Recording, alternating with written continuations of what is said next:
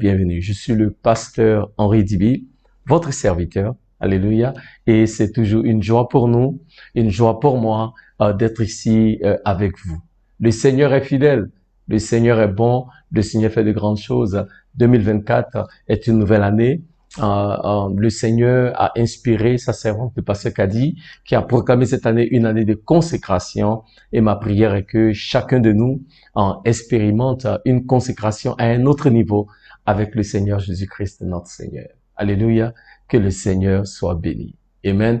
Nous allons prier. Amen. Et rendre grâce à l'Éternel qui nous a préservés tout au long de la journée d'aujourd'hui, qui nous a fait du bien. Je ne sais pas vous concernant, mais Dieu m'a gardé. Dieu m'a protégé, Dieu a pourvu à mes besoins, amen, et je veux juste lui dire un grand merci. Alléluia, amen. Ensemble, élevons-le. Éternel, nous voulons te bénir et te rendre grâce. Te dire merci pour ta grandeur, pour ta puissance, pour ta fidélité, pour ton amour infini. Nul n'est comme toi, ô Dieu. Alléluia. Dans les cieux, sur la terre et sous la terre, il n'y a aucun autre Dieu qui soit même de faire les choses que toi tu fais. Ce soir, nous sommes là pour toi. Éternel, par ton esprit, parle-nous, alléluia, et révèle-nous encore Jésus-Christ, notre Seigneur. Merci, ô Dieu, même pour toutes ces personnes qui sont connectées. Éternel, donne-nous une parole pour cette saison. Quelqu'un a besoin de t'entendre ce soir. Éternel, ô Dieu, que les attentes de cette personne ne soient pas vaines. Donne une parole de guérison à quelqu'un. Donne une parole de délivrance. Donne une parole qui va orienter, éclairer quelqu'un qui était dans la confusion. Car ta parole est vie. Ta parole, ô Dieu, est aussi guide et lumière. Que ton nom soit loué. Merci, Seigneur. Pour la gloire au nom de Jésus. Amen. Amen. Alléluia. Amen. J'ai encore envie de vous dire bonne fête de Pâques. La Pâques, c'était déjà il y a 2 jours. Amen. Alléluia. Et nous croyons que la puissance de la résurrection, alléluia, est à l'œuvre dans nos vies, dans vos vies. Amen. Et que la puissance de Dieu qui a ressuscité Christ des morts se manifeste maintenant dans vos vies et donne vie à tous ceux qui étaient morts. Alléluia. Gloire à Dieu. Amen. Ce soir, j'aimerais partager juste une petite exhortation rapidement. Amen. Basée sur l'histoire de Moïse. Alléluia. Amen. C'est une histoire que nous connaissons plus ou moins, mais j'aimerais nous parler un peu à partir de cette histoire-là. Donc, nous allons lire dans le livre des Exodes, chapitre 2, les versets 1 à 10. Et la Bible dit ceci. Un homme de la maison de Lévi, ayant pris pour femme une fille de Lévi, cette femme devint enceinte et enfanta un fils. Elle vit qu'il était beau et elle le cacha pendant 3 mois. 3 mois. Ne pouvant plus le cacher, elle prit une caisse de jonc qu'elle enduisit de bitume et de poix. Elle y mit l'enfant et le déposa parmi les roseaux sur le bord du fleuve. La sœur de l'enfant se tint à quelque distance pour savoir ce qui lui arriverait.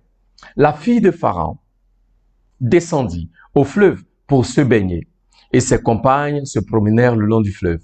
Elle aperçut la caisse au milieu des roseaux et elle envoya sa servante pour la prendre. Elle l'ouvrit et vit l'enfant. C'était un petit garçon qui pleurait. Elle en eut pitié et elle dit, c'est un enfant des Hébreux. Alors la sœur de l'enfant dit à la fille de Pharaon, veux-tu que j'aille te chercher une nourrice parmi les femmes des Hébreux pour allaiter cet enfant? Va, lui répondit la fille de Pharaon. Et la jeune fille alla chercher la mère de l'enfant. La fille de Pharaon lui dit, emporte cet enfant et allaite-le moi. Je te donnerai ton salaire. La femme prit l'enfant et l'allaita. Verset 10. Quand il eut grandi, elle l'amena à la fille de Pharaon et il fut pour elle comme un fils. Elle lui donna le nom de Moïse, car dit-elle, je l'ai retiré des eaux. Alléluia. Alléluia. Amen. Bien-aimés, nous venons juste de célébrer la résurrection de notre Seigneur Jésus-Christ. Amen. Et parce que Christ est vivant, parce que Christ a vaincu la mort, je crois fermement que Dieu nous donne de rentrer dans une saison de productivité. Nous donne de rentrer dans une saison où nous allons porter des fruits et porter beaucoup de fruits. Alléluia. Amen. Parce que la puissance de la résurrection est à l'œuvre. Ce qui était appelé stérile sera fécond dans le nom de Jésus. Oh bien-aimé, je n'ai pas entendu ton amen. J'ai dit ce qui était appelé stérile Parce que Christ a vaincu la mort. Ce qui était appelé stérile sera appelé fécond.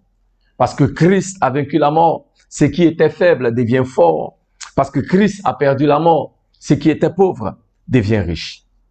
Ce soir, je maudis toute sémence de stérilité dans vos vies, dans vos mariages, dans vos affaires, dans vos ministères, à périr et disparaître dans le nom de Jésus. Alléluia. Bien-aimés, vous voyez, porter du fruit est un signe de vie. Et la Bible nous dit dans le livre de Jean, chapitre 10, verset 10, que le malin vient pour voler, égorger et détruire. Mais Jésus dit, mais moi je viens pour que vous ayez la vie et que vous ayez quoi? La vie en abondance. Alléluia. Amen. Donc Christ vient pour que nous ayons quoi? La vie abondante. Quand nous portons des fruits, cela est un signe que nous sommes en vie. Et parce que Christ vit, nous aussi, nous pouvons vivre. Parce que Christ vit, la vie abondante est mon partage. La vie abondante est ton partage. La vie abondante dans tous les aspects de nos vies. La vie abondante dans nos ministères, la vie abondante dans nos entreprises, la vie abondante dans nos mariages, la vie abondante dans nos affaires. Alléluia. Parce que Christ vit, nous proclamons une saison de vie abondante. Nous proclamons une saison de fructuosité. Nous proclamons une saison de productivité. Nous proclamons une saison où nous allons porter des fruits et rien ni personne ne pourra l'empêcher. Si tu crois, dis Amen. Et l'ennemi essaiera par tous les moyens, et je dis bien tous les moyens, d'empêcher que vous portiez du fruit. Tout comme l'ennemi voulait le faire dans l'histoire de Moïse. L'histoire de Moïse est édifiante parce que la Bible dit à une saison là où Pharaon signe un décret dans lequel il demande ou dans lequel il commande que tous les enfants hébreux mâles soient mis à mort à la naissance. En cette période-là, la Bible dit Dieu donne un fruit à une femme. Alléluia. Amen. Et en cette saison où Dieu bénit cette femme avec un enfant, et la Bible dit, elle vu que cet enfant était beau, cet enfant était bon, cet enfant était comme un don de Dieu. Alléluia. Amen. La Bible dit, elle vit que cet enfant était bon. Le même thème qui est utilisé, j'ai appris il y a de cela quelques jours, est le même thème que Dieu a utilisé quand à la création, dans le livre de Genèse. Quand Dieu a regardé sa création, il dit c'est bon. C'est la même expression que la mère de Moïse utilise quand elle regarde cet enfant. Alléluia. Elle parle comme Dieu a parlé. Et elle dit, cet enfant, ce que Dieu m'a donné, ce fruit que Dieu me donne de porter, il est quoi? Il est bon. Et nous pouvons voir comment est-ce que l'ennemi fait tout pour détruire et anéantir le fruit de cette femme. Je veux dire à quelqu'un ce soir, en cette saison, quelles que soient les tentatives du diable pour anéantir, détruire le fruit que Dieu te donne, ces tentatives-là sont vouées à l'échec dans le nom de Jésus. Alléluia. Donc nous pouvons voir que ce que l'ennemi recherche véritablement, c'est d'anéantir et de tuer le fruit que Dieu nous donne. Alléluia. Tuer le fruit de nos entrailles, tuer le fruit de nos entreprises, tuer le fruit de nos efforts, tuer le fruit de nos ministères. À tous les niveaux, le diable s'élève pour voler, pour égorger et aussi quoi? Pour détruire. Alléluia. Mais le plan de Dieu, c'est que nous puissions porter des fruits et notre saison de porter des fruits est là. Et quelles que soient les tentatives du diable, ça ne change rien. Alléluia, amen. Et c'est pourquoi nous pouvons apprendre certaines choses par rapport à ce fruit de cette femme que l'ennemi voulait détruire. Alléluia. Regardons dans le passage ce que la Bible nous permet de comprendre. La Bible nous dit que il y avait une femme, verset 2, verset 1, un homme de la maison de Lévi avait pris pour femme une fille de Lévi. Nous savons que dans l'Ancien Testament, dans le temps de Moïse, les enfants de Lévi étaient les sacrificateurs. Donc ça veut dire que c'était des gens qui connaissaient le Seigneur. Alléluia. Donc la première chose que nous devons comprendre, c'est que nous pouvons tous, en tant qu'enfants de Dieu, porter des fruits. Parce que ceux-là à qui Dieu donne ce fruit, ceux-là à qui Dieu permet de porter des fruits, étaient des personnes qui étaient des sacrificateurs. C'était une femme, c'était un homme qui marchait dans la crainte de Dieu, c'était une femme, c'était un homme qui servait Dieu. Alléluia. Et c'est à ces personnes-là que le Seigneur donne un fruit. La Bible nous dit aussi qu'il eut une femme.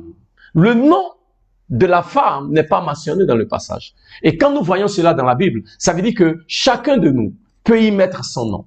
Alléluia. Donc, bien-aimé, cette personne-là, ça peut être toi, ça peut être moi, alléluia, à qui Dieu donne un fruit en cette saison. Amen. Alléluia. Il dit, il eut une femme. Donc, ça peut être toi, à qui Dieu donne un fruit. Peut-être même de manière inattendue. Parce que la Bible nous, c'était une saison là où le décret avait déjà été annoncé, que tous les enfants mâles étaient mis à mort. Donc, peut-être qu'à cette saison, les gens ne cherchaient pas particulièrement à avoir un enfant mâle. Mais Dieu l'a béni avec un enfant. Alléluia. Amen. Et bien aimé, des fois, il y a des bénédictions que nous recevons qui peuvent sembler inattendues. Mais Dieu est dedans. Alléluia. Et là où Dieu est, il va révéler sa gloire. Amen. Et ce que Dieu donne, le diable ne peut pas détruire. Et la Bible nous dit que elle a caché l'enfant. Quand elle a vu que l'enfant était beau, elle a gardé l'enfant. Alléluia. Et elle l'a caché pendant combien? 3 mois.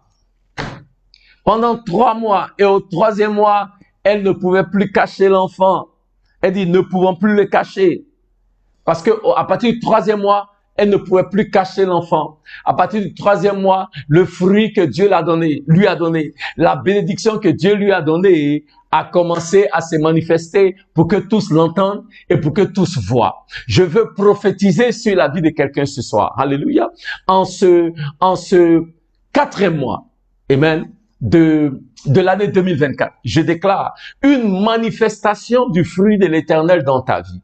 Je déclare, alléluia, que ce que l'Éternel fait dans ta vie et au travers de ta vie sera visible pour tous. Tous verront ce que l'Éternel a fait. Alléluia. Même toi-même, tu verras ce que l'Éternel a fait. Alléluia. Amen. La saison est arrivée. La saison est maintenant là où le fruit de l'Éternel, la bénédiction de l'Éternel va se manifester pleinement dans le nom de Jésus. Alléluia. Amen. Je veux même déclarer une saison où le temps pour vous de moissonner est arrivé. Vous avez sémé pendant longtemps. Donc c'est comme si la bénédiction que l'Éternel voulait manifester, elle était encore cachée. Alléluia. Amen. Cette bénédiction-là était en train de produire. Mais maintenant la saison est arrivée pour que cette moisson-là, pour que ce fruit-là se manifeste ouvertement. Alléluia. Et je déclare en cette saison que tu vas porter des fruits et que les fruits que l'Éternel te donne de porter seront visibles. Tous le verront. Alléluia. Cela va se manifester dans ta vie. Cela va se manifester pour que tous voient, pour que tous entendent ce que l'Éternel a fait. Amen. Donc, en tant qu'enfants de Dieu, nous sommes tous candidats. Amen. Pour ceux qui marchent dans la crainte de l'Éternel, pour ceux qui connaissent le Seigneur, nous sommes tous candidats. Amen. À porter des fruits, tout comme cette femme qui était une lévite, amen, de la famille de Lévi. Alléluia, amen. Deuxième chose, la Bible dit que elle prit l'enfant. Au verset 3, cette femme devint enceinte, elle vit qu'il était beau le cacha. Ne pouvant plus le cacher, verset 3, elle prit une caisse de jonc qu'elle enduisit de bitume et de pois. Elle y mit l'enfant et le déposa parmi les roseaux sur le bord du fleuve. La Bible dit qu'elle a pris le fruit que Dieu lui a donné. Amen. Et elle a sécurisé le fruit comme il se doit. Amen. Elle a pris l'enfant et elle l'a mis dans une caisse. Bien aimé. Deuxièmement, il est important pour nous d'apprendre à sécuriser de manière adéquate le fruit que Dieu nous donne. Amen. On ne peut pas l'utiliser n'importe comment.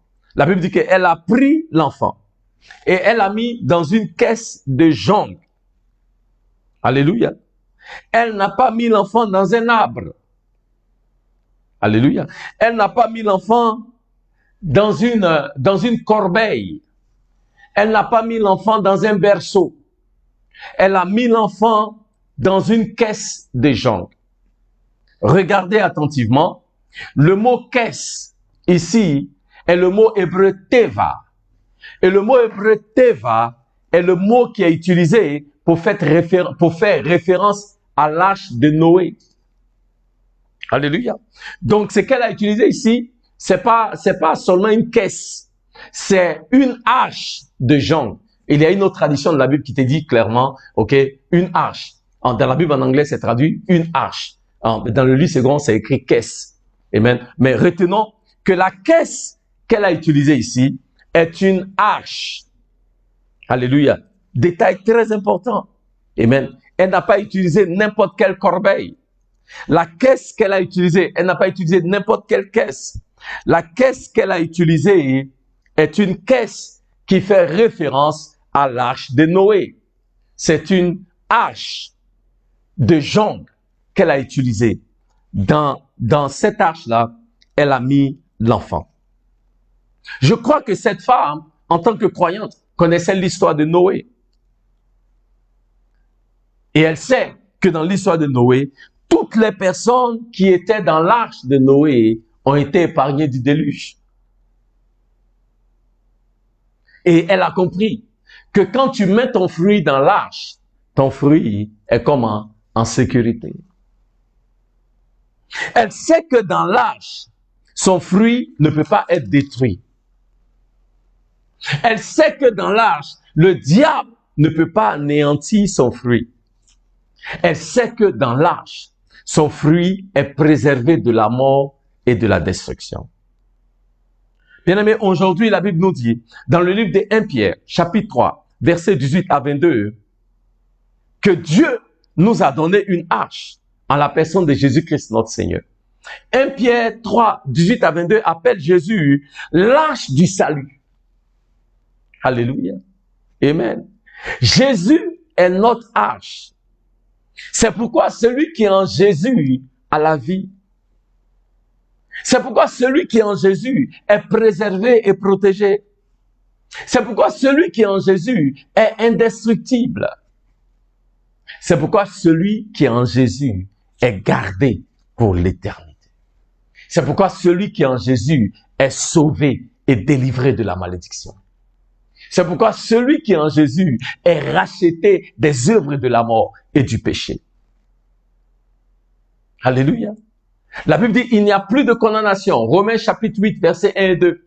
Pour ceux qui sont en Christ Jésus, qui ne marchent pas selon la chair, mais selon l'esprit. Car la loi de l'esprit de vie en Christ Jésus nous a affranchis de la loi du péché et de la mort. Quand tu es en Christ Jésus, tu es délivré, affranchi de la loi du péché et de la mort. Alléluia. Donc, il est important que nous puissions sécuriser nos vies, sécuriser nos fruits en Jésus-Christ, qui est notre arche. Alléluia. L'arche du salut, Jésus-Christ. C'est en lui que nous devons quoi? Sécuriser nos vies et sécuriser nos fruits. En Jésus, nous avons la pleine conviction, alléluia, que ce que nous lui confions est préservé, gardé, protégé. Ce que nous lui confions, alléluia, ma foi, va perdurer, va vivre et vivre de manière abondante. Amen. Donc, bien aimé, nous prouvons dans cette histoire que l'ennemi a tout essayé pour détruire le fruit de cette femme lévite. Mais il n'a pas réussi. Alléluia. Amen. Parce que tout enfant de Dieu, pour tous ceux qui m'écoutent et qui ont accepté Jésus-Christ comme Seigneur et Sauveur, alors vous êtes un candidat pour porter du fruit en cette saison. Alléluia. Amen. Pour tous ceux qui sont enfants de Dieu, qui portaient des fruits dans le Seigneur, il est important pour nous de sécuriser notre fruit dans l'arche, comme la mère de Moïse l'a fait. Alléluia. Amen. Mais aujourd'hui, notre arche, c'est le Seigneur Jésus-Christ qui a appelé l'arche du salut dans le livre de 1 Pierre. Et dans cette arche-là, amen, tout ce qui nous est cher est préservé, gardé.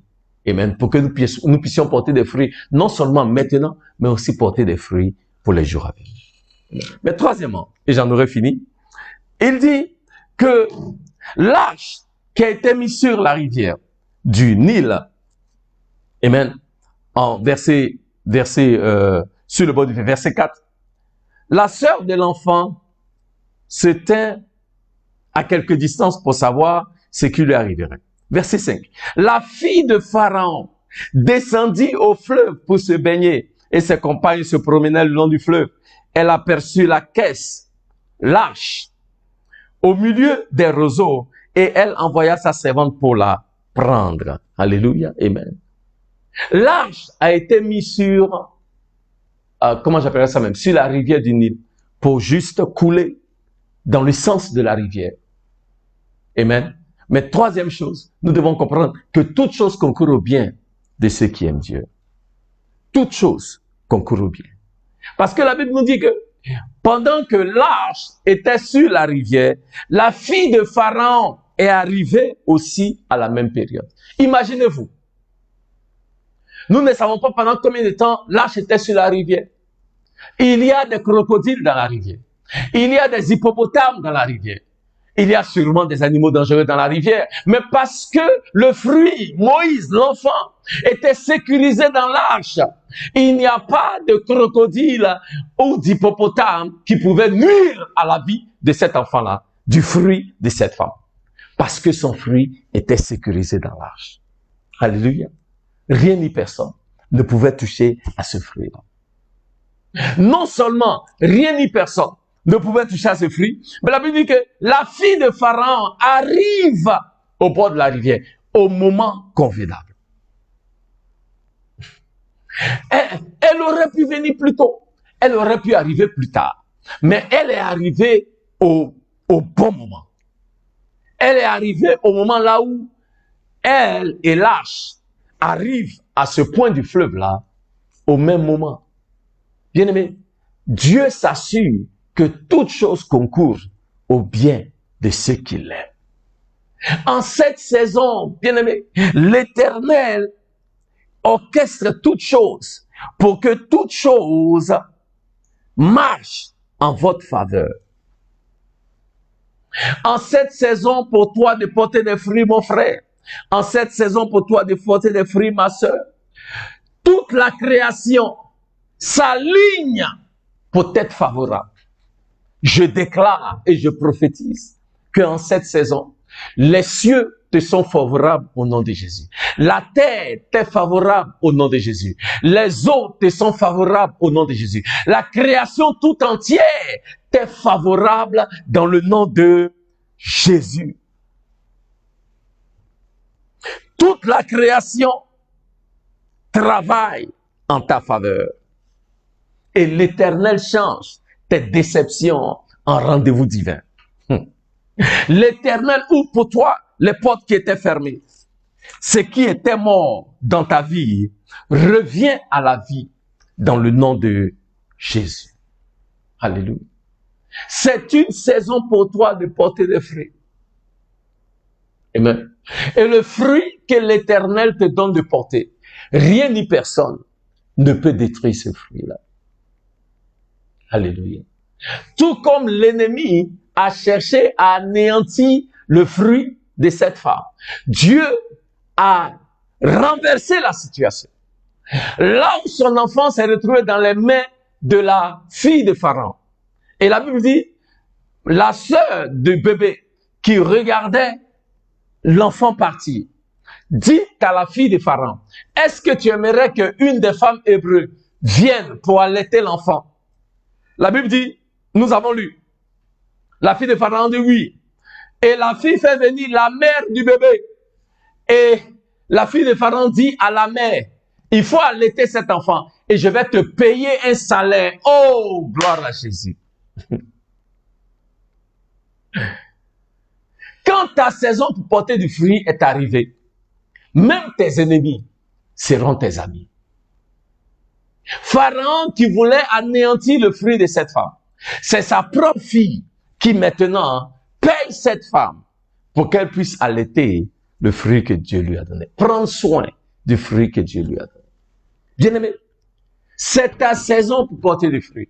Et l'Éternel, dans sa préséance, l'Éternel, dans sa providence, va s'assurer que toute chose concourt à ton bien. L'Éternel va s'assurer que toute circonstance qui t'était contraire, maintenant, te soit favorable dans le nom de Jésus. Là où on t'avait dit non, je déclare, en cette saison de productivité, l'on te dira oui. Là où les portes étaient fermées, je déclare en cette saison de fructuosité que l'on te dira oui. Les portes seront ouvertes. Alléluia. Là où la mort régnait jusqu'à maintenant, la mort dans les entrailles, la mort dans les affaires, la mort dans le ministère, la mort dans les relations, la mort à Kazimaya dans tes entreprises et dans tes business. Je déclare en cette saison de productivité, en cette saison où tu portes du fruit, alléluia, l'Éternel opère pour toi, mon frère, ma soeur, un renversement des situations pour que tous voient sa gloire. Alléluia. N'est-ce pas Dieu qui permet en cette saison, regardez la sagesse du Seigneur. Comment est-ce que Dieu permet que ceux-là même qui étaient supposés détruire le fruit de cette femme, deviennent les personnes qui vont l'aider à prendre soin et à aider ce fruit-là à arriver à maturité. Il n'y a que Dieu pour faire cela. Il n'y a que Jéhovah pour faire cela. Il est un grand Dieu. Il est un Dieu fidèle. Il est un Dieu qui ne change pas. Ce qu'il a fait pour la maman, pour la mère de Moïse, ce qu'il a fait dans la vie de Moïse, il peut le faire aussi pour toi. Le fruit qu'il a donné et qu'il a préservé, l'Éternel est capable de te donner un fruit que lui-même il va préserver. Je déclare, en fait, c'est ta saison de porter du fruit. Alléluia. C'est ta saison pour moissonner, mon frère, ma soeur. Les heures de disette arrivent à leur fin. Maintenant, c'est une saison de moisson dans le nom de Jésus. Il dit dans le psaume 126, au verset 5 et 6, que ceux qui sèment dans les pleurs vont moissonner avec joie. Je déclare que ta saison de sémence, ta saison de disette arrive à sa fin. Et maintenant, une saison de moisson, une saison d'abondance, une saison de productivité, une saison pour porter des fruits et des fruits en abondance est là.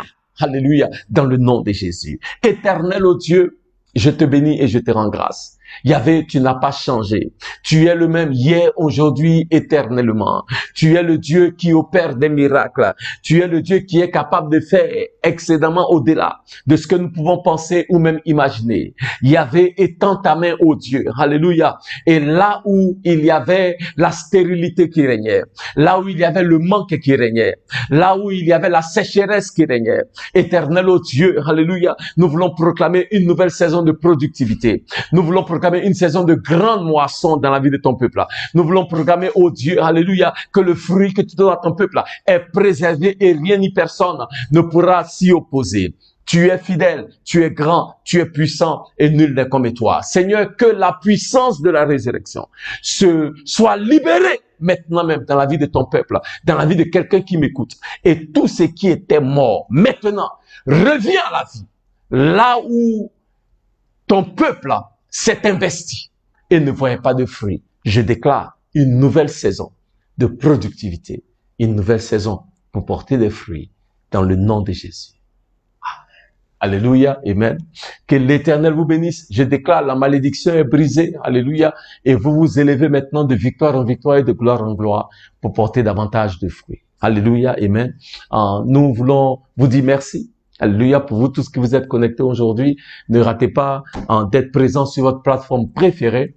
Nous serons encore ensemble ce samedi à partir de 18h30. Le pasteur Kali sera sûrement de retour avec nous. Amen. Et jusqu'à samedi, nous prions que Dieu vous garde et qu'il vous préserve et qu'il vous donne de porter beaucoup de fruits. Au nom de Jésus. Amen.